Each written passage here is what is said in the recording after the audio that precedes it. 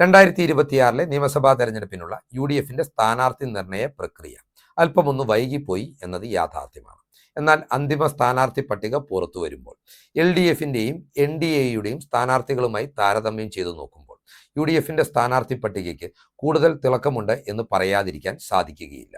അതിനാൽ തന്നെ പ്രചരണം ആരംഭിച്ച് ആദ്യ ദിവസങ്ങളിൽ തന്നെ പല ഇടതു കോട്ടകളിലും ആധിപത്യം ഉറപ്പിക്കുവാനും UDF സ്ഥാനാർത്ഥികൾക്ക് ഇതിനോടകം കഴിഞ്ഞിട്ടുണ്ട്.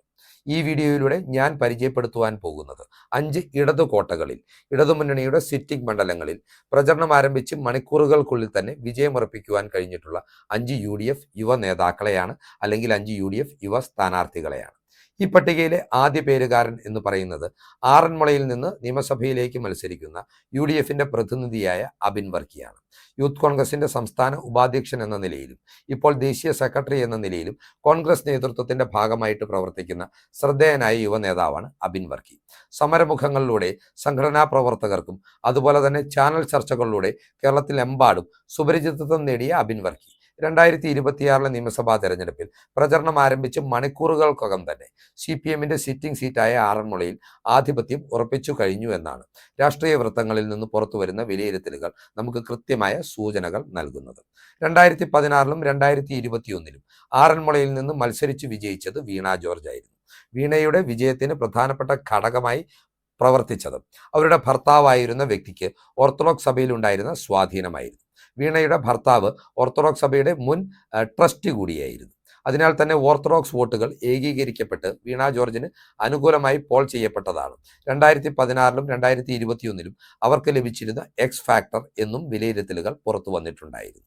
എന്നാൽ 2026 നിയമസഭാ തെരഞ്ഞെടുപ്പിൽ സ്വന്തം ഭർത്താവിന്റെ പിന്തുണ പോലും വീണ ജോർജിന് ലഭിക്കുന്നില്ല എന്നതാണ് യാഥാർത്ഥ്യം. അബിൻ വർക്കിയുടെ സ്ഥാനാർത്ഥിത്വം സമുദായ സമവാക്യങ്ങൾ കൂടി പരിഗണിച്ചുകൊണ്ടാണ്. അബിൻ വർക്കിയും ഒരു ഓർത്തഡോക്സ് വിഭാഗക്കാരനാണ്. സഭയുടെ പൂർണ്ണമായ പിന്തുണ ഈ ഘട്ടത്തിൽ തന്നെ സമാഹരിക്കുവാൻ അബിൻ വർക്കിക്ക് സാധിച്ചിട്ടുണ്ട്. ഇതിലുപരിയായി ആറന്മുള നിയോജക മണ്ഡലത്തിലും പത്തനംതിട്ട ജില്ലയിലും CPM പ്രവർത്തകർക്കിടയിൽ വീണ ജോർജിനോട് ശക്തമായ അമർഷം ഉണ്ട് എന്നതാണ് വസ്തുത. എന്നാൽ പിണറായി വിജയന് പ്രിയപ്പെട്ടവളായതിനാൽ തന്നെ CPM നേതൃത്വത്തിന്റെ കണ്ണിലുണ്ണി ആയതിനാൽ തന്നെയാണ് വീണ ജോർജിന് ഈ പ്രതികൂല സാഹചര്യങ്ങളിലും മൂന്നാം വട്ടവും മത്സരിക്കുവാൻ അവസരം നൽകിയിരിക്കുന്നത്. എന്നാൽ ഇത് CPMന് വലിയ തിരിച്ചടിയാകുമെന്നും ആറന്മുള സീറ്റ് അബിൻ വർക്കി ആധികാരികമായ ഭൂരിപക്ഷത്തോടുകൂടി UDFന് വേണ്ടി പിടിച്ചെടുക്കുമെന്നുള്ളതാണ് ഇപ്പോൾ പുറത്തുവരുന്ന പൊളിറ്റിക്കൽ ട്രെൻഡ് എന്ന് പറയുന്നത്. ഈ പട്ടികയിലെ രണ്ടാമത്തെ നേതാവ് എന്ന് പറയുന്നത് കോൺഗ്രസിന്റെ വൈസ് പ്രസിഡന്റ് ആയിട്ടുള്ള VT ബൽറാം എന്ന യുവ നേതാവാണ്. 2011 2016 ഇടത് കേന്ദ്രങ്ങളെ ഞെട്ടിച്ചുകൊണ്ടാണ് അവരുടെ കോട്ടയായി അവർ വിലയിരുത്തിയിരുന്ന തൃത്താല നിയോജക മണ്ഡലത്തിൽ നിന്ന് ബൽറാം വിജയിച്ചു കയറിയത്. എന്നാൽ 2021 ശക്തമായ പോരാട്ടത്തിനൊടുവിൽ നേരിയ വോട്ടുകൾക്ക് ബൽറാം ഇപ്പോൾ പിണറായി മന്ത്രിസഭയിൽ അംഗമായിട്ടുള്ള MP രാജേഷിനോട് പരാജയപ്പെടുകയായിരുന്നു. നിലവിലെ രാഷ്ട്രീയ സാഹചര്യങ്ങൾ പരിഗണിക്കുമ്പോൾ തൃത്താല എന്ന LDFന്റെ കോട്ടയായിട്ടുള്ള മണ്ഡലം ഇത്തവണ VT ബൽറാമിലൂടെ തിരികെ പിടിക്കുവാൻ കഴിയുമെന്നുള്ള ആത്മവിശ്വാസത്തിലാണ് UDF കേന്ദ്രങ്ങൾ മുന്നോട്ട് പോകുന്നത്. രാഷ്ട്രീയ സാമൂഹ്യ വിഷയങ്ങളിൽ ഭയമേതുമില്ലാതെ തന്റെ അഭിപ്രായം തുറന്നു പറയുന്ന VT ബൽറാം ജനഹൃദയങ്ങളിൽ സ്ഥാനം നേടിയിട്ടുള്ള ഒരു ജനനേതാവാണ്. 2026 നിയമസഭാ തെരഞ്ഞെടുപ്പിൽ 2021 താരതമ്യം ചെയ്യുമ്പോൾ MP രാജേഷിന് തന്റെ പ്രതിച്ഛായയിൽ വലിയ തിളക്കമൊന്നുമില്ല എന്നതും വസ്തുതയാണ്. 2021 പാലക്കാട് നിന്ന് അപ്രതീക്ഷിതമായി തോറ്റതിന്റെ സഹതാപം MP രാജേഷിന് ലഭിച്ചിട്ടുണ്ടായിരുന്നുവെങ്കിൽ മന്ത്രി എന്ന നിലയിൽ ഒരു പരിപൂർണ പരാജയമായതും നിയോജക മണ്ഡലത്തിൽ ആവശ്യമായിട്ടുള്ള വികസനം ഒരുക്കുവാൻ കഴിയാതെ പോയതും MP രാജേഷിനുള്ള തിരിച്ചടികളാണ്. പിണറായി വിജയന്റെ ചട്ടുകമായി സ്വകാര്യ ഡിസ്റ്റിലറികൾക്ക് വേണ്ടി പ്രവർത്തിക്കുന്ന മന്ത്രി എന്ന ചീത്തപ്പേരും MP രാജേഷിനുണ്ട്. തദ്ദേശ ഭരണ മന്ത്രി എന്ന നിലയിലും MP രാജേഷ് ഒരു പരിപൂർണ പരാജയമാണ്.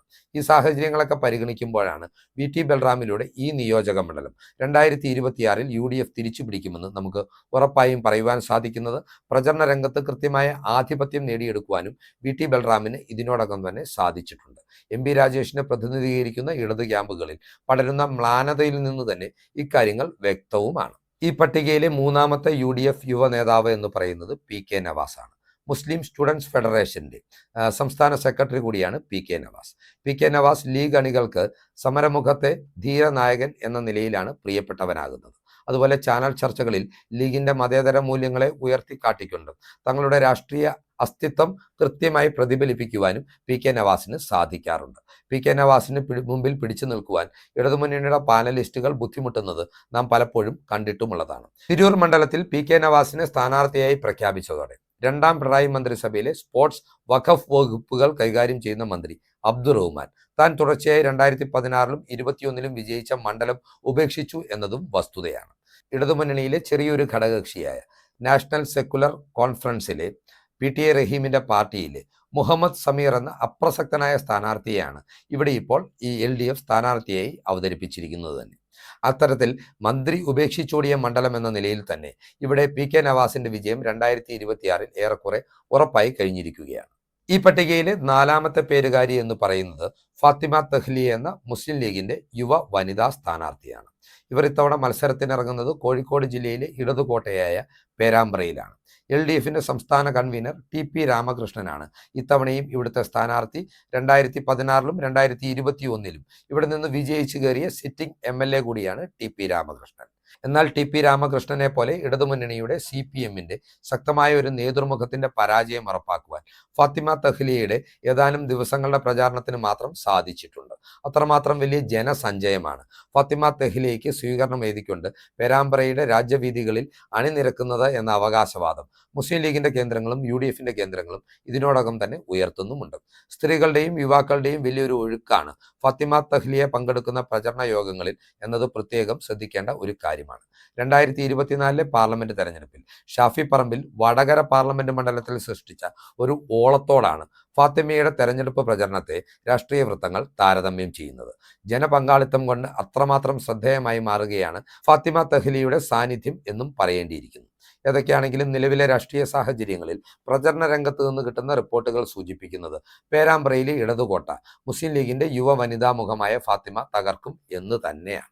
ഈ പട്ടികയിലെ അവസാനത്തെ പേര് എന്ന് പറയുന്നത് മലപ്പുറം DCC അധ്യക്ഷൻ കൂടിയായിട്ടുള്ള VS ജോയിയുടേതാണ്. 2016-ലും 2021-ലും CPMന് വേണ്ടി മുൻ മന്ത്രി കൂടിയായിട്ടുള്ള KT ജലീൽ വിജയിച്ചു കയറിയ തവനൂർ നിയോജക മണ്ഡലത്തിലാണ് ഇത്തവണ UDFന്റെ സ്ഥാനാർത്ഥിയായി VS ജോയി കളത്തിലിറങ്ങുന്നത്. നേരത്തെ താൻ മത്സരരംഗത്ത് നിന്ന് വിരമിക്കുന്നു എന്ന് KT ജലീൽ പ്രഖ്യാപിച്ചിരുന്നുവെങ്കിലും CPMന്റെ നിർബന്ധത്തിന് വഴങ്ങി വീണ്ടും ഒരു അംഗത്തിന് അദ്ദേഹം ഇവിടെ കച്ചകെട്ടി ഇറങ്ങിയിരിക്കുകയാണ്. എന്നാൽ VS ജോയിയുടെ സ്ഥാനാർത്ഥിത്വം പ്രഖ്യാപിച്ചതോടെ തന്നെ KT ജലീൽ പരാജയപ്പെടും എന്നുള്ള ഒരു പ്രചാരണം നിയോജക മണ്ഡലത്തിലെമ്പാടും സജീവമാണ്. 2021-ൽ കേവലം ചെറിയ ഭൂരിപക്ഷത്തിന് മാത്രമാണ് പൊതുപ്രവർത്തകനായിട്ടുള്ള ചാരിറ്റി വർക്കറായിട്ടുള്ള ഫിറോസ് കുന്നുംപറമ്പലിനോട് KT ജലീൽ വിജയിച്ചു കയറിയത്. എന്നാൽ VS ജോയി സ്ഥാനാർത്ഥിയായി എത്തിയതോടെ ഇവിടെ UDFന്റെ സംവിധാനങ്ങൾ, പ്രത്യേകിച്ച് കോൺഗ്രസിന്റെയും മുസ്ലിം ലീഗിന്റെയും സംവിധാനങ്ങൾ ഒത്തൊരുമയോടുകൂടി മുന്നോട്ട് പോകുന്നത് ജലീൽ വളരെ വലിയൊരു ഭൂരിപക്ഷത്തിന് ഇത്തവണ പരാജയപ്പെടും എന്ന കാര്യം വ്യക്തമാക്കുന്നതാണ്. ഇത്തരത്തിൽ ഇടതുമുന്നണിയുടെ 5 സിറ്റിംഗ് മണ്ഡലങ്ങൾ പിടിച്ചെടുത്തുകൊണ്ട് 2026-ലെ നിയമസഭാ തെരഞ്ഞെടുപ്പിൽ വിജയിച്ചു കയറുമെന്ന് ഉറപ്പുള്ള MLA-മാരാകുമെന്ന് ഉറപ്പുള്ള 5 UDFന്റെ യുവ നേതാക്കളെ പരിചയപ്പെടുത്തുന്ന വീഡിയോ ഇവിടെ അവസാനിപ്പിക്കുകയാണ്. കൂടുതൽ രാഷ്ട്രീയ വാർത്തകൾക്കും വിശകലനങ്ങൾക്കുമായി ഞങ്ങളുടെ ചാനൽ സബ്സ്ക്രൈബ് ചെയ്യുക. നന്ദി.